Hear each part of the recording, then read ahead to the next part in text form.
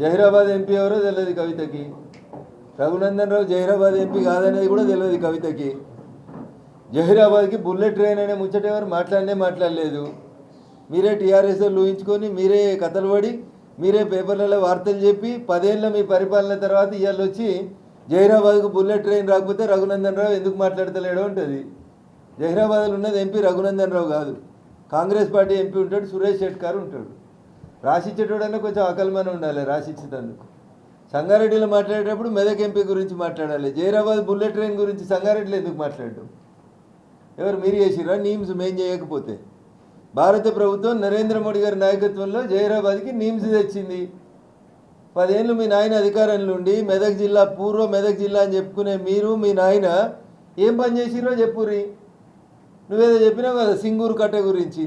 మీ నాయన జోగిపేటలో ఎన్నికల సభల్లో 2014 కంటే ముందు చెప్పిండు, తెలంగాణ తెచ్చుకున్నాక నేను జోగిపేటకు వచ్చి సింగూరు కట్ట మీద కుర్చేసుకొని కూర్చుంటే సింగూరు శుద్ధి ఎట్లా కాదో చూస్తా అన్నాడు. 9.5 ఏళ్ళు మీ నాయన ముఖ్యమంత్రి చేసిండు. నేను కూడా మాట్లాడగలుగుతా మీ అయ్యాని, కానీ సంస్కారం అడ్డం వస్తుంది. మీ నాయన 9.5 ఏళ్ళు ముఖ్యమంత్రి చేసిండు. ఒక్కరోజన్నా సింగూరు కట్ట మీదకి వచ్చి కూర్చున్నాడా?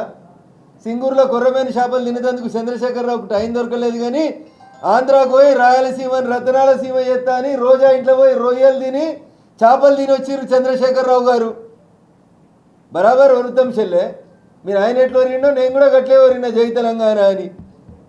నువ్వు 7 ఏళ్ళు వెనక సిక్కొచ్చినావు మేము జై తెలంగాణ అన్న తర్వాత. ఇవాళ సంగారెడ్డికి వచ్చి జగ్గారెడ్డిని, రఘునందన్ రావుని, దామోదర్ని, ఆ రాజనరసింహ గారిని, హరీష్ రావు గారిని అందరినీ కలిపి తిడితే ఇవాళ మేము 4గురం తిడితే కవిత వార్తలలో ఉండేందుకు చేసేటువంటి ప్రయత్నం తప్ప ఏడుంది నీ టీఆర్ఎస్? ఏడ పోటీ చేస్తావు? ఏడ గెలుస్తుంది మీ టీఆర్ఎస్? అధికారంలోకి వస్తుందట ఈమె. అధికారంలోకి వచ్చి ఉచిత విద్య ఉచిత వైద్యం ఇస్తుందంట. మాట్లాడితే నోరా మోరా అని అడగాలని ఉంది, కానీ అడగలేకపోతున్నా చెల్లె, ఆడబిడ్డవు కాబట్టి. ఈమెనట తెల్లాపురం కాడ శాసనం కాడ కట్టేసి కొట్టుమని చెప్తున్నది. నేను అడుగుతున్న కవిత నువ్వు స్పందించి ఎలా నీకు చేతనైతే. నేను టీఆర్ఎస్ పార్టీ జిల్లా అధ్యక్షునిగా ఉన్నప్పుడు నిన్ను తెల్లాపూర్ తోలుకొచ్చిన. తెల్లాపూర్లో ఒక శాసనం చూపించిన నీకు, ఇది తెల్లాపురం కాదు తెలంగాణపురం అని పేరు మార్పిస్తా అని సవాల్ చేసిపోయినావు.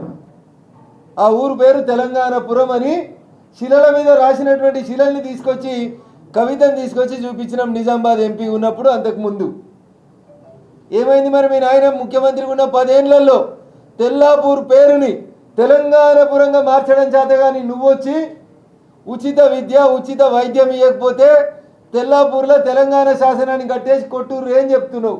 పేరు మారినందుకు ఏం చేయాలి చెల్లె? 10 ఏళ్ళు అధికారంలో ఉన్నావు కదా, ఆ రోజు ఎందుకు కళ్ళకి పొరలు వచ్చినాయి? ఎందుకు నాయన సింగూరు కట్ట మీద పోయి కుర్చేసుకుందామని ఎందుకు మాట్లాడలేదు కవిత అని అడుగుతున్నా. ఎందుకు తెల్లాపూర్ పేరుని తెలంగాణపురంగా మార్చలేదు కవిత అని అడుగుతున్నా. నీకు జహీరాబాద్ ఎంపీ ఎవడో తెలియదు, మెదక్ ఎంపీ ఎవడో తెలియదు. రఘునందన్ రావు టీఆర్ఎస్ వాళ్ళతోటి హరీష్ రావు తోటి కుమ్ముక్కయిండు.